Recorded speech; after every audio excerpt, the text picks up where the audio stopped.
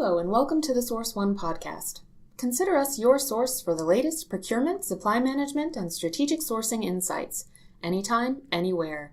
Hi, this is Mike Crosto from Source One talking to you today about Amazon Business. So there's been a lot of chatter about Amazon Business and the potential impact it will have within the MRO space, but will Amazon really become a top player? Based on my experience working with many different organizations across multiple industries, my answer is no, at least not in the near future. Personally, I think it's going to take quite some time before they crack the lists of top MRO distributors and really compete with the likes of Grainger.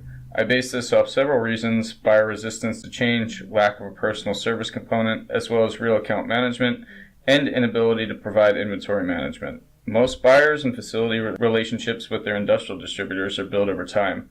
From my experience, the suppliers utilized often have been used by the facility, predating many of the employees there.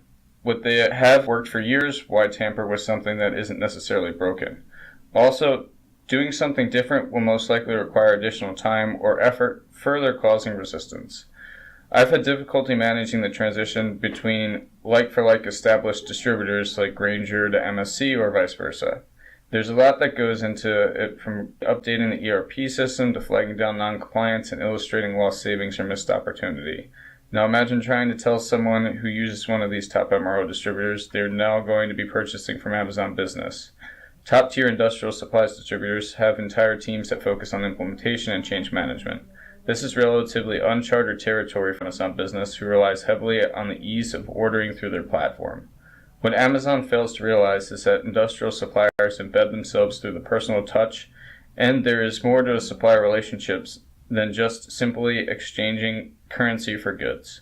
Generally speaking, the facility has a representative from their industrial supplies distributor who makes site visits at minimum once a week. From the distributor's perspective, this serves multiple purposes. It creates a presence and allows the distributor to continuously market themselves on an ongoing basis. It allows the facility to express their needs in person and allows them to upsell. Not only this, but larger accounts are tagged with an account manager who works with the account holistically to ensure set pricing, keeps contracts updated, and makes sure all facilities are happy with the service levels provided. The continued in-person dialogue ultimately creates a lasting relationship and puts a name and a face to the supplier, making it a lot harder to simply stop using them in the future, especially when the switch is to an organization with no name and no face, just an online portal. Top distributors also ensure products are purchased through them by providing vendor-managed inventory and/or vending machines. Essentially, the facility gets value adds like inventory control, auto-replenishment, and on-demand purchasing, while the distributor gets the assurance that all these products are purchased through them.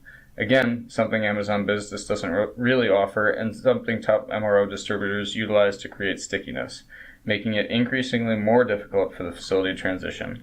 From my perspective, within the MRO space, Amazon Business will primarily be utilized by smaller organizations and contractors. In order for Amazon Business to be taken seriously by larger organizations, at least for MRO, they will need to not only establish themselves from a pure pricing and product line standpoint, but also adjust their business model to ensure purchase activity and address the service side of things. MRO holistically has been relationship driven, and I see this as a big miss from Amazon Business. Thanks. You've been listening to the Source One podcast. For more strategic sourcing and procurement insights every day, visit our blog, The Strategic Sorcerer. Want to provide feedback or suggest a topic for a future episode? Let us know at prrequest@sourceoneinc.com. Thanks for listening.